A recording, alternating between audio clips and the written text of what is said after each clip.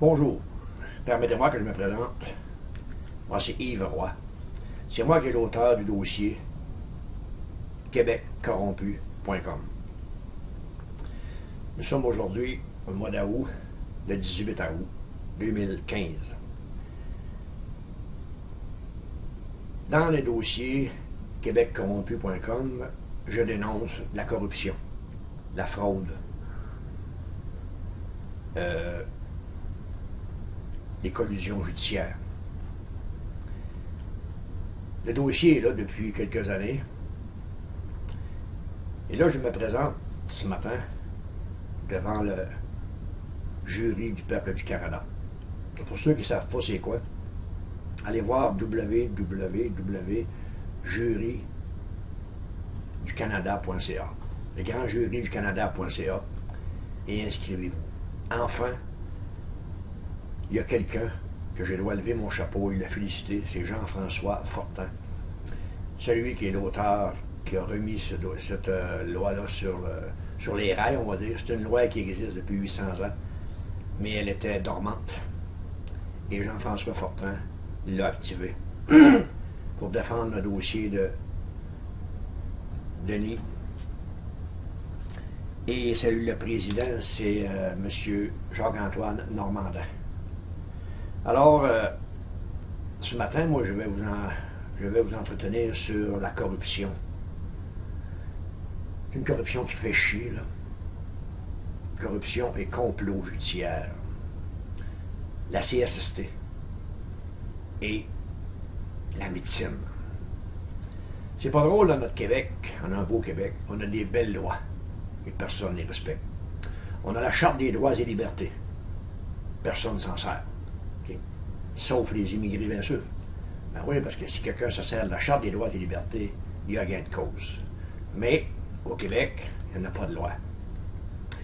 Fait qu'un matin, moi, je vais vous parler des accidentés du travail. J'en suis un. Premier accident, 4 décembre 80. Deuxième, 92. Et la troisième, 2005, le 22 novembre 2005. La CSST a les pouvoirs que personne n'a au Québec. Elle a le pouvoir de démolir un être humain puis de le faire marcher à quatre pattes à terre puis faire lécher le plancher. Elle a le pouvoir de divorcer, faire divorcer des couples qui vont très bien. Elle a le pouvoir de mettre le trouble dans les familles. Elle a le pouvoir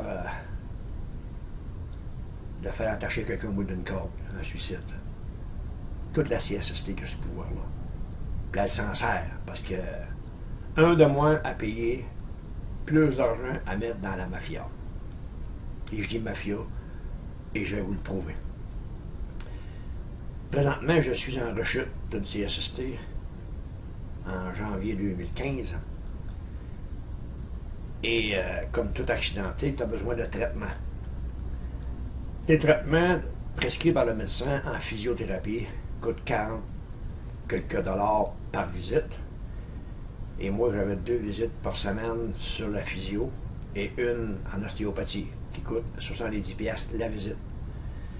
Bien sûr que c'est un accident de travail. Alors, si la CSST refuse de reconnaître que c'est une aggravation, il n'y a pas de traitement, là. À moins que tu y payes de ta poche. Tu sais, 150$, 140 à 150 à 200$ par semaine, plus le transport. Parce que si la CSST refuse de payer, tu n'as pas de scène qui rentre, là. Fait que, pour moi te dire que l'argent, on ne lâche pas personne, là. Fait que c'est quoi qui se passe? Tu n'as pas de traitement. Fait que les traitements, au lieu d'en prendre, tu n'en prends quand tu es capable de les payer, tu en prends un ou deux. Tu t'en vas chez vous, puis tu attends que ça se passe. Tu prends des pilules, puis tu fais du ressentiment tabarnak contre la société, là.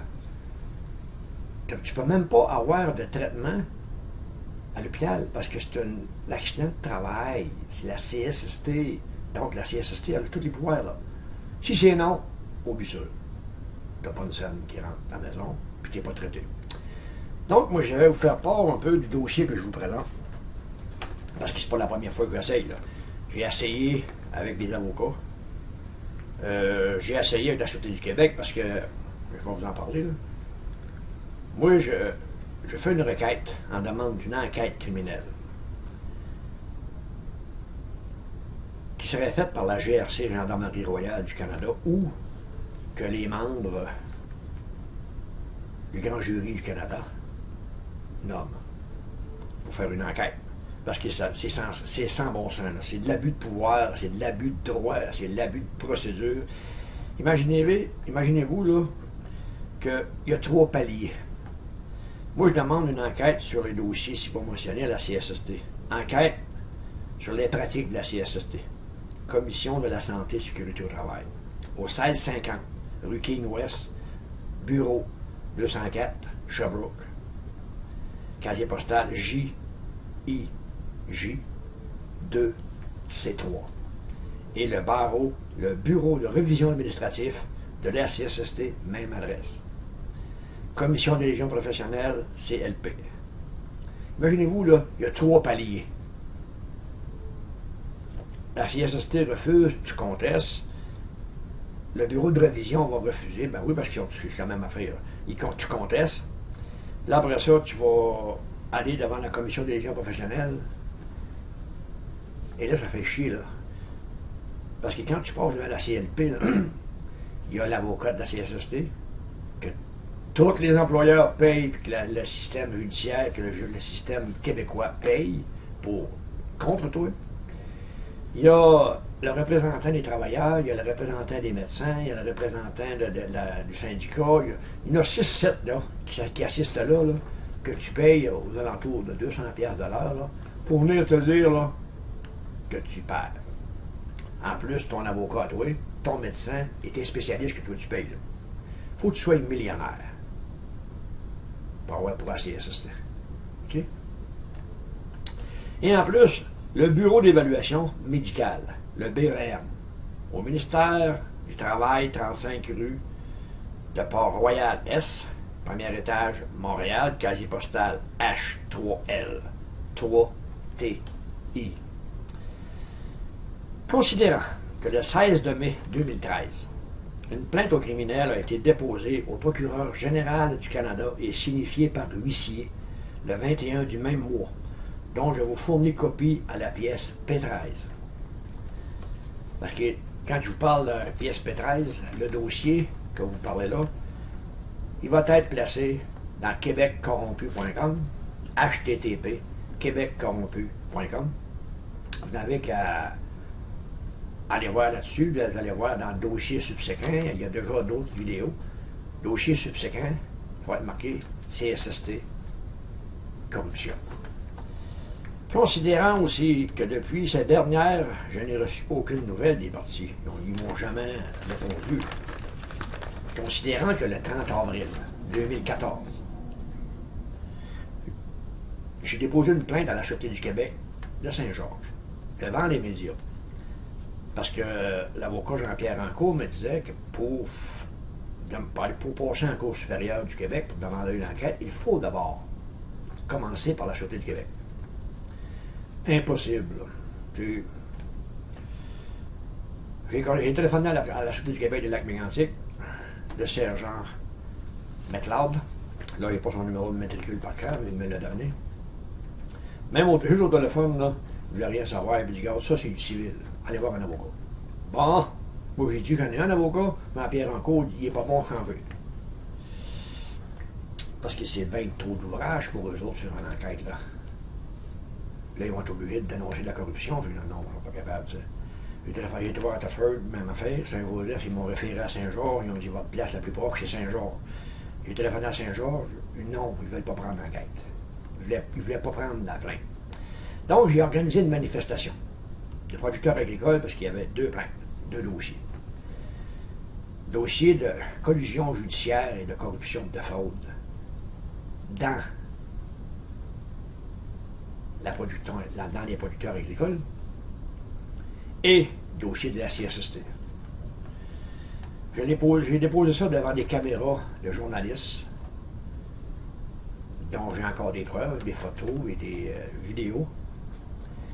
Et cette vidéo-là, il y avait un lien pour la voir, mais là, les médias l'ont enlevé. Il faut croire qu'ils ont eu des plaintes de quelqu'un, ils ont eu de la pression. Alors, ils ont enlevé la vidéo. Tu as le lien, mais là, le lien, ça tombe dans le journal, dans le journal, et puis c'est le quotidien. Mais la vidéo elle-même a été enlevée. Considérant que toutes les informations se retrouvent sur la pièce P1 au dossier, et considérant que le dossier est formé de la pièce P1 à la pièce P13 et est déposé en preuve. Donc, je vais vous faire grâce de tout ce qui est écrit. Considérant que la CSST se sert de 3 paliers de procédure qui pourraient se limiter à un seul, considérant que la CSST détient plus de pouvoir sur les accidentés que tout bon père de famille ou enseignant, considérant que la CSST fait des accidentés des victimes et les démolit psychologiquement à l'aide de médecins corrompus, et je vais vous en faire la preuve. Considérant que le 4 décembre 80, j'ai été victime d'un accident de travail, laquelle me provoquant une lombosciatalgie droite, compatible avec une irritation radiculaire de la racine L5. Considérant que j'ai dû subir une opération délicate au dos par le docteur Denis Turcotte, vertèbre L4, L5 droite, en date du 5 janvier 83. Considérant que la CSST, à l'époque et aujourd'hui, m'oblige à aller passer un examen par leur médecin spécialiste, Reinhardt, R-E-I-N-H-A-R-D-T,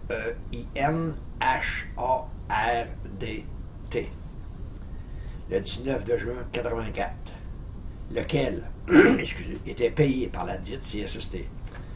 Dans le rapport, allez voir P11, allez voir le rapport. Cet examen-là, du 19 de juin 84, le médecin Reinhardt était parfaitement conscient de l'opération que j'avais subie. Je vous raconte ce qui s'est passé à l'examen.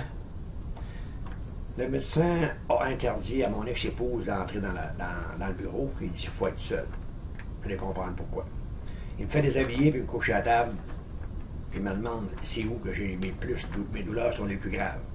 Lui, moi, je dis compte, la jambe droite ne veut pas suivre. Puis quand je la lève, rendu à un certain degré, il s'aborde le dos, ça fait mal. Tabarnak. Il dit, tu me le diras, mais que ça arrive. Il m'amène sur l'estomac, puis il me ramasse la jambe, puis il la lève tranquillement. Il lève la jambe, il lève la jambe. Puis quand je lui ai dit, oups, c'est drette là, il m'accote la main sur le ventre, là, puis il colle sur un coup, mon homme, puis il m'amène la rendre, direct après l'épaule droite. Là. Pourtant, j'ai du caractère. Ça a fait assez mal, j'ai lâché un cri de mort. Puis là, je suis pas capable de crier, pas capable de parler, pas capable de rien faire, ça fait trop mal. Mais lui, il a sorti du bureau. Moi, là, comment je dirais ça, je suis en sueur, je suis mis tout trempe, maintenant à dire par la douleur. Je me suis roulé sur la table à 4 pattes comme j'ai pu. Puis là, quand tu dis que tu demandes à mourir parce que ça fait mal, là, faut que ça fasse mal, parce que j'aime vivre, là, tu sais. Je me suis roulé, moi, là, puis j'ai débarqué de la table tranquillement à 4 pattes. Je traînais à 4 pattes à terre comme un chien câlisse, là. J'ai ouvert la porte, j'ai crié à mon épouse, viens ici. Elle est rentrée, elle me dit, qu'est-ce qui se passe? Elle a pris mon linge, après elle m'a aidé à m'habiller, puis on a collé sur notre Canada. Vous irez voir le rapport que je dévoile à la pièce P11, là. Le médecin Renat nomme là-dessus que l'expertise a tout eu lieu, qu'il a tout fait l'évaluation. Un hostie pourri, tu sais.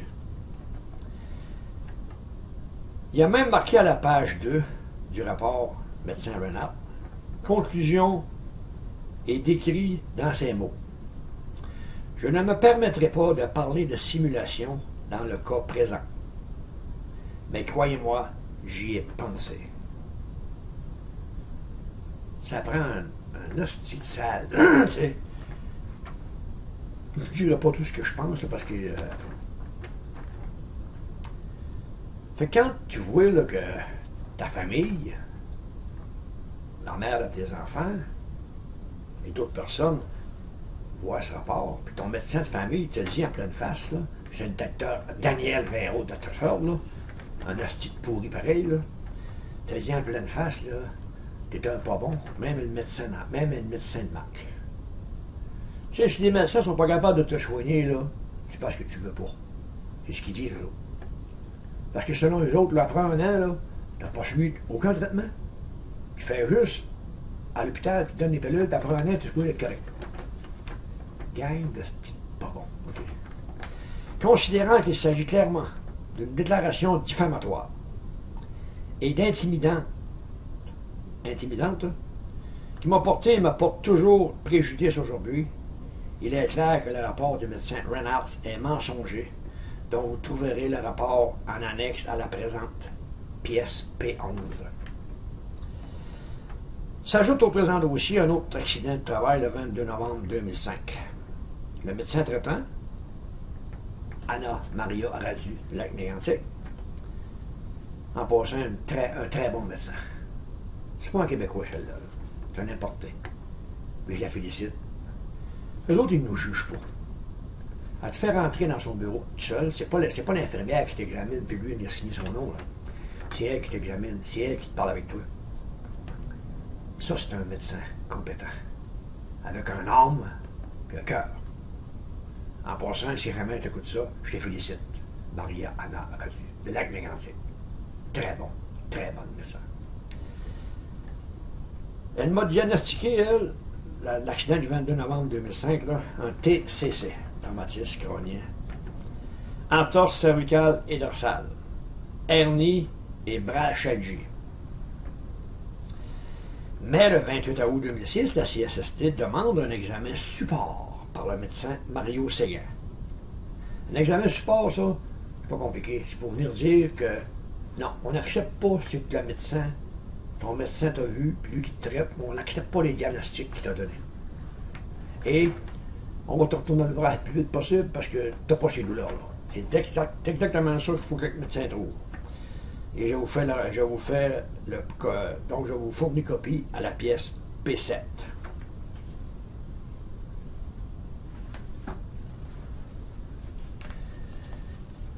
Cette plainte au criminel est basée sur tous les rapports que vous allez voir, mais surtout sur cette dernière du 9 de juillet 2012.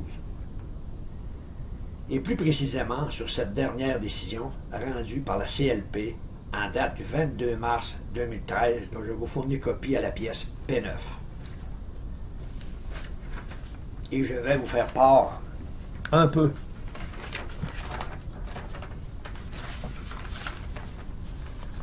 je vous ai dit que je vous fournirais des preuves de corruption. Je vais vous faire part un peu qu'est-ce qui se produit dans la pièce P1. Concernant l'examen support de Mario Séguin, voire P7, comment un médecin peut-il admettre les faits, mais en nier la cause? T'sais, et surtout, s'il ne fournit pas la preuve de la cause. Il admet qu'un problème, mais c'est pas de l'accident. Comment un patient, il envoie un patient en réadaptation au CIF pour 2 mois et lui prescrit des infiltrations myofaciales, et comment peut-il savoir avant même la fin des traitements qu'il pourra être consolidé avec des limitations de classe 1? Ça donne quoi dans l'effet des traitements? Ça va-tu revenir, ça ne reviendra-tu pas? T'sais, avant, il envoie des traitements parce que là, c'est la dernière chance qu'on donne au patient. Il met un rapport. Mais avant même que le traitement s'est fini, lui, il décide qu'il va être consolidé avec des limitations de classe 1. La résonance magnétique nucléaire et le EMG se contredisent. Bien voilà, les médecins payés par la CSST, ils mentent comme du poisson pourri. Ils inventent des faux rapports, que je vais vous faire la preuve. Mais les personnes qui lisent les rapports sont eux aussi payées par la CSST, là. Donc, il est possible que la lecture des examens soit aussi frauduleuse. C'est pas la faute du patient. Moi, si les examens, si le rapport de EMG puis la résonance magnétique se contredisent, là, Parce que ça, c'est un rapport qui a été demandé par le docteur Alain Dumont, payé par la CSST. Alain Dumont, c'est un médecin que tu payes, puis lui, il envoie un autre médecin, Mario Séguin, un autre spécialiste que l'on paye, plus les spécialistes que mon médecin traitant m'a envoyé voir, plus mon médecin traitant, plus le médecin qui va à l'urgence. Ça, c'est pas tout, il va en avoir d'autres. Après ça, le docteur Alain Dumont demande un examen support de Jacques Garipi, un autre médecin, pour venir contredire ce que mon médecin et mes spécialistes disent.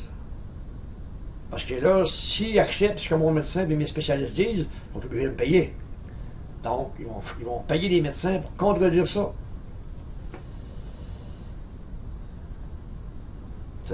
On en passe un peu, tout est écrit dans le dossier, je ne me donne rien de m'en faire si long que ça. Là.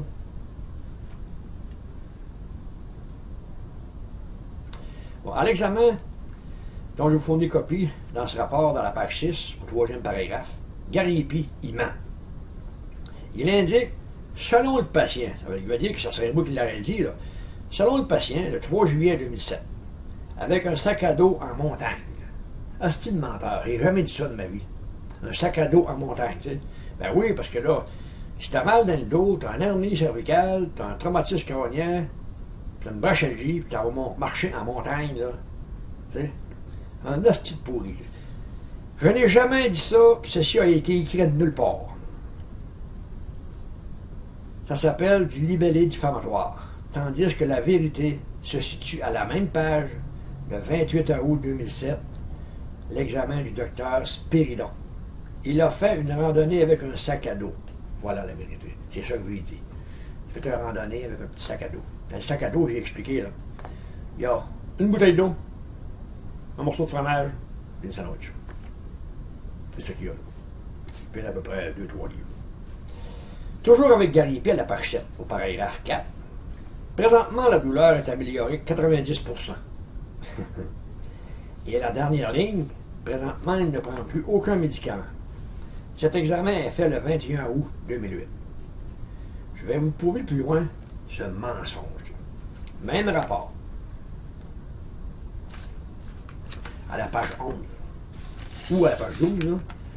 Dernier paragraphe. Il n'existe pas d'atrophie aujourd'hui du muscle tricipial.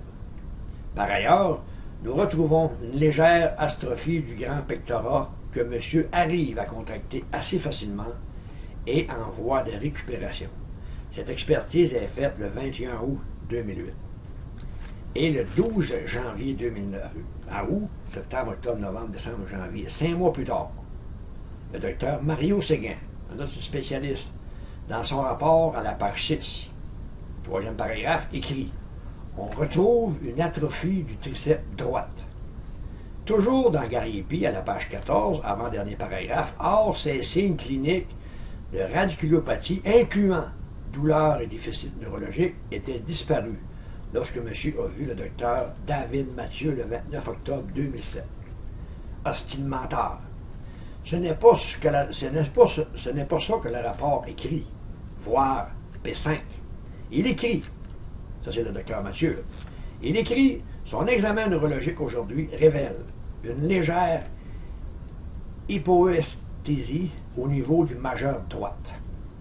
On note une faiblesse du triceps droite et une faiblesse antalgique du reste du muscle du membre supérieur.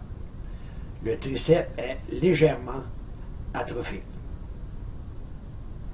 Le réflexe tripital droit est diminué. Or, c'est pas du tout ça. Pas du tout la même chose.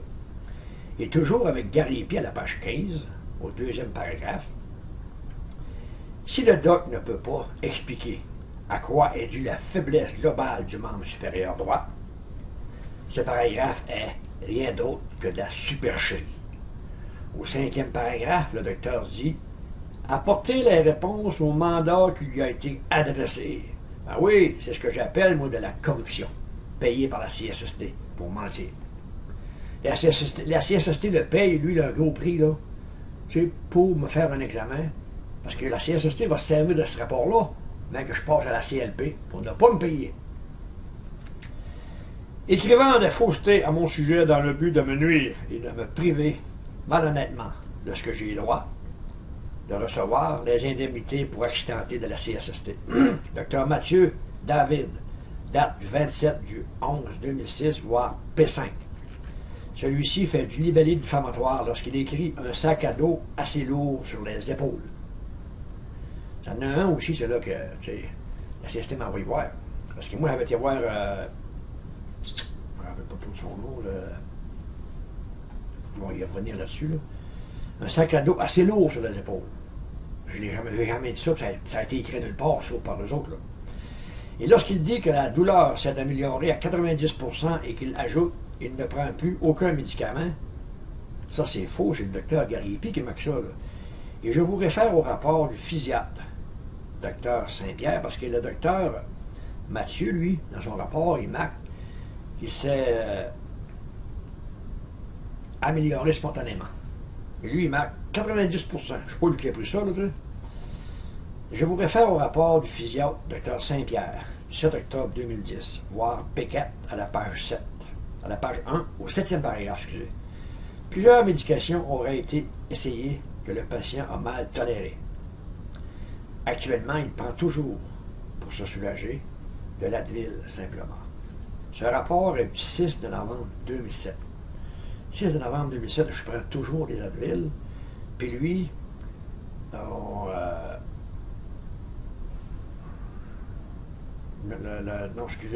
rapport de docteur Saint-Pierre est le 7 octobre 2010. Puis le rapport est du 6 novembre 2007. Et le 6 novembre 2007, le docteur Radu marque, lui, le 14... Non, excusez. Et le docteur Radu, le 14 de décembre 2007, écrit « Monsieur prend du Tylenol. » Mais c'est de l'Advil, là. 500 mg aux 6 heures seulement.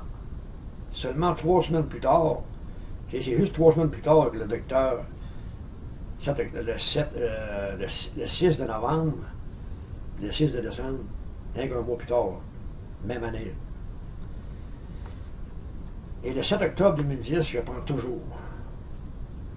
Donc, dans les mêmes rapports, le docteur Mathieu parle d'une petite hernie discale. C6 et C6, C5 et C6 droite. C'est une petite hernie discale, c'est minime, ça. Pourtant, le 28 février 2006, un IRM, voire P6, on parle d'une hernie de 4 à 5 mm de diamètre et qu'il pourrait y avoir une compression de la racine C6 droite. À aucun endroit, on parle de petite hernie. Là. Et dans le IRM du 20 juin 2008, on parle d'une hernie à large rayon de courbure, s'étendant jusqu'à la région foramidale, droite. Donc, les mots ne sont pas dits, ne sont pas écrits tels quels, la phrase change de tournure. Et ça peut devenir de la fraude, privation malhonnête. Il écrit que le patient s'est amélioré spontanément. Docteur Mathieu qui écrit ça. Là. Le patient s'est amélioré spontanément. Ce qu'il est faux. La douleur sur une échelle de 9 à 10, de 1 à 10, était devenue à 9. Alors qu'en juillet à août, elle est restée à 10. C'est exactement la façon que je lui avais expliqué. Elle est améliorée spontanément. Tu sais. L'autre docteur, il aurait pu, lui, 90%.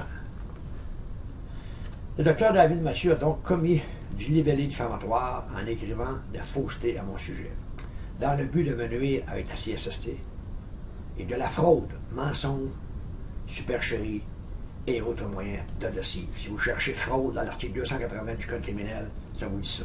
Mensonge, supercherie et autres moyens d'adhesive. Le BEM, avis du membre du barreau d'évaluation médicale, M. le Dr Mario Séguin, voire P8. Le rapport du Dr Mario Séguin, daté du 12 janvier 2009. Je vous fournis copie de ce dit rapport, de 9 pages. Et je vous fournis aussi, écoutez bien ça, le billet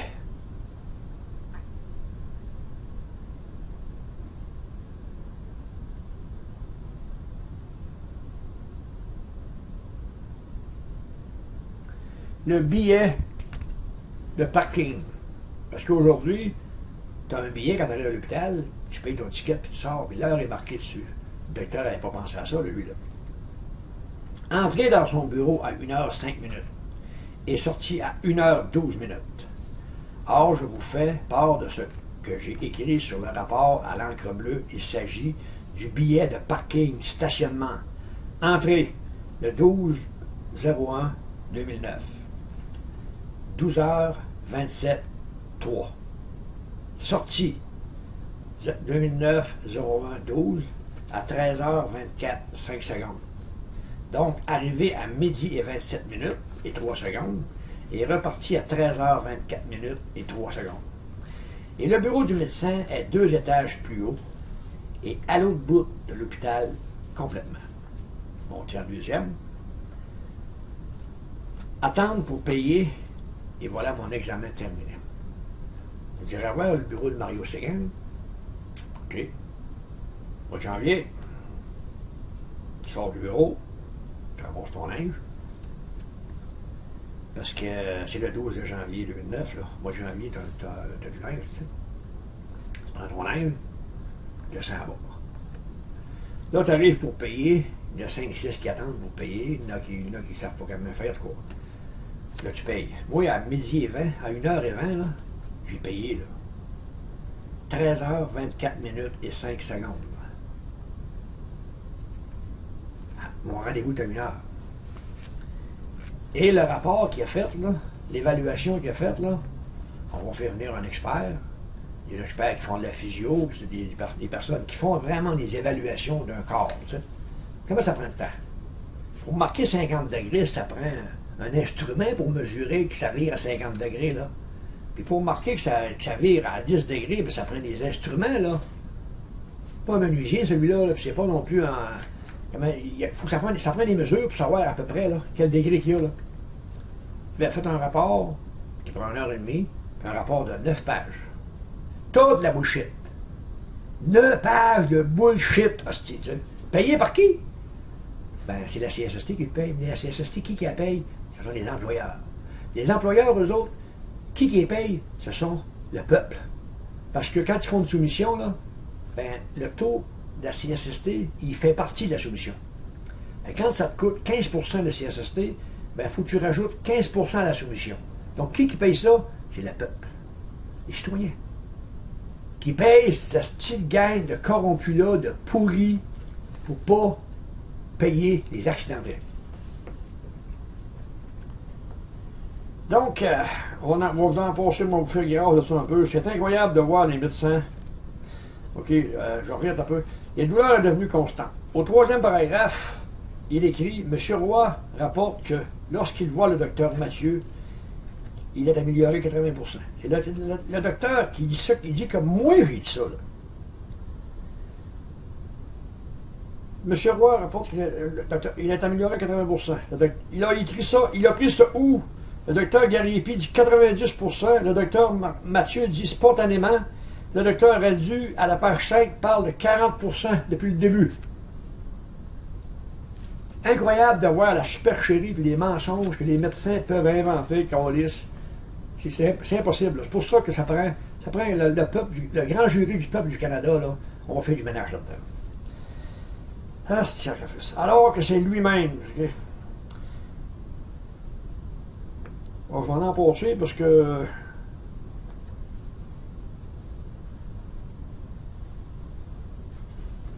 OK. Dans son rapport, il marque certaines difficultés à gérer son anxiété. C'était la fille du CIF, là. Mais à la page 5, dans le bas complètement, il écrit, ça c'est le docteur, toujours Mario Séguin, il écrit qu'il était allé à la chasse l'automne dernier, parlant de moi, le contre-coup d'un coup de fusil aurait entraîné une accentuation aiguë de la douleur scapulaire droite. Et de un, j'ai même pas d'arme à feu. Okay. J'ai la chasse avec un arbalète.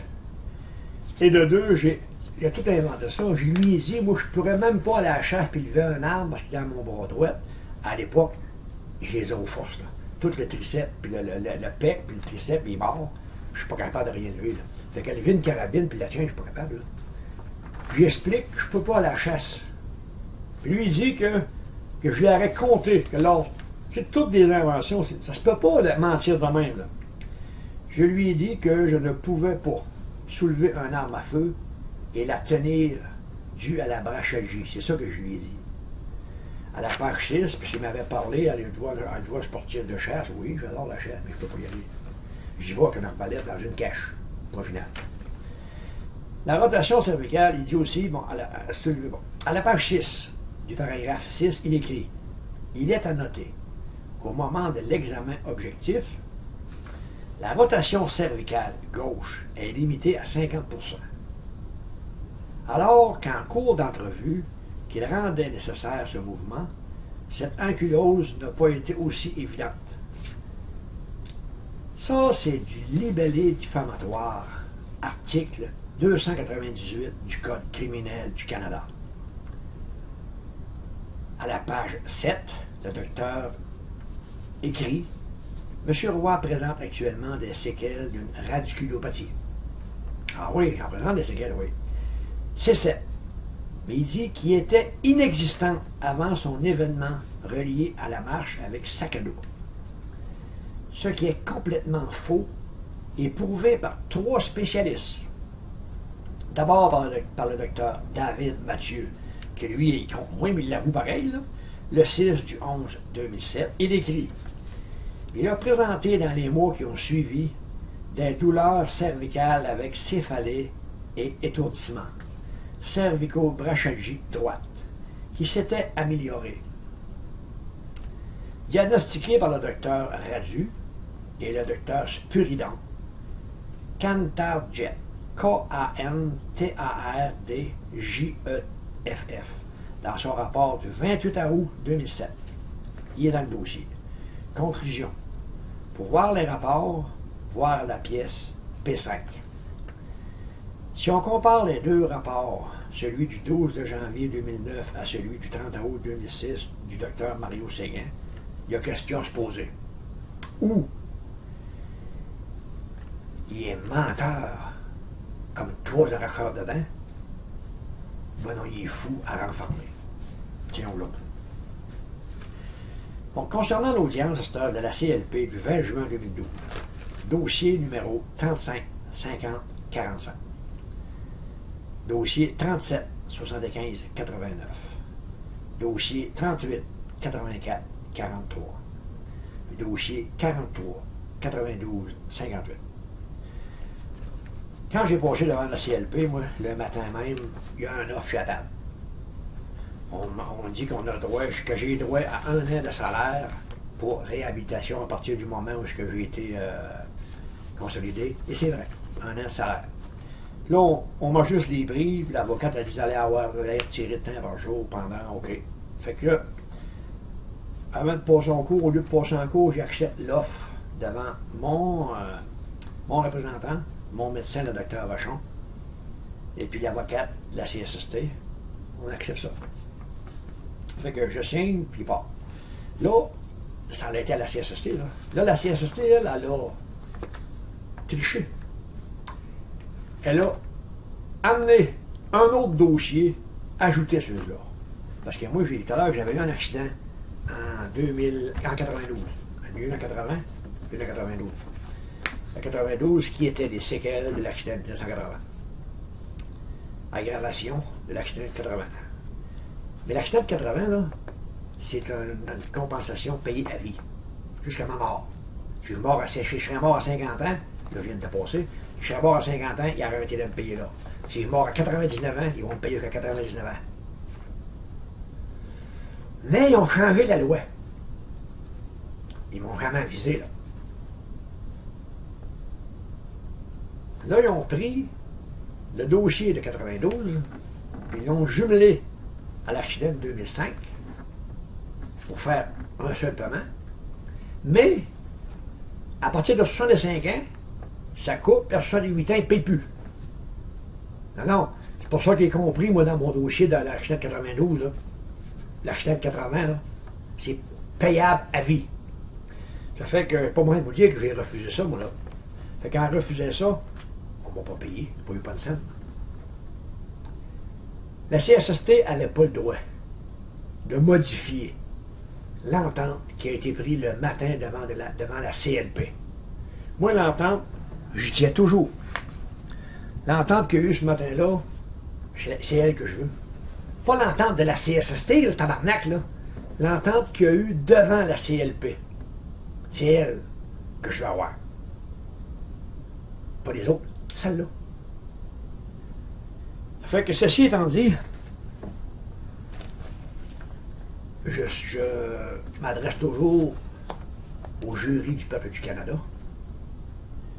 Avec toutes les preuves démontrées si haut, je demande au tribunal de déclarer coupable la CSST et tous les médecins payés par celle-ci. Et je demande que ces médecins soient rayés à vie de l'ordre médical. Coupable de conflit d'intérêts.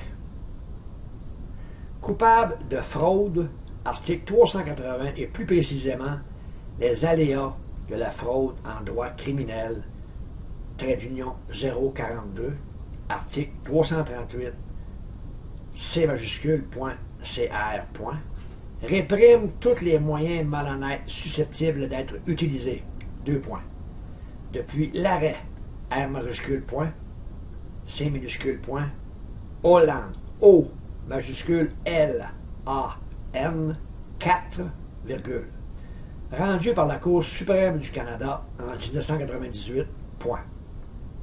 Il marque « La fraude se résume en effet en 2 mots. » Entre parenthèses, privation malhonnête. Pierre Rainville, Cahier de droit, volume 27, numéro 4, 1986, page 813 à 851. Déclare aussi coupable d'abus de procédure, coupable d'abus de droit, coupable d'abus de pouvoir. Sachez que la CSST détient le pouvoir de détruire toute vie de couple qui est victime d'un accidenté de travail, d'un accident de travail. Et tout accidenté lui-même en disant de fausseté sur son état, comme ce fut le cas avec moi, sur accident de 1980 et celle de 2005, que je vous ai fait la preuve, et tout le dossier est sur, comme je vous répète, sur québeccorrompu.com. Il n'est pas encore là, je vais aller le faire mettre, là.